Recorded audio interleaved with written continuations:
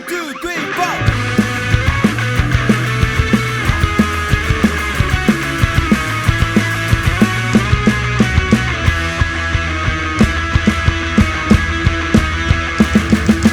ကစားကိုမလာလမ်းထိပ်ကိုချွတ်လာဘော်ရိုင်းစုံစည်းရဲ့နေရာ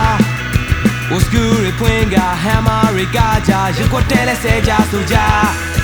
ဦးများကြရဲ့ဆိုင်တွားဖို့ချိန်ကြပြီးအဖေမေဘီတို့ရဲ့ပတ်စံရှာ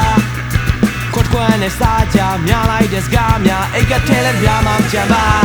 ဟဲ့ချောင်းကိုရကိုစဲနဲ့မှကြားဘူးတဲ့ချင်းတန်တွေကိုခု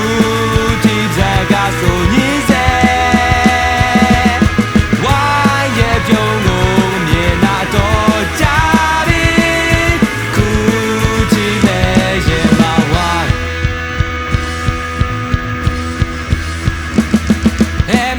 ဆိုဝါရဲ့ကြောင်ရှိကိုရောက်ပြီးရင်ခုံစွာတဲ့ဒူးရကိုခဲဝါရောက်လာတဲ့အခါဆေးလိပ်ကိုပြေးချအိတ်ကထဲကရီးစားစားပေး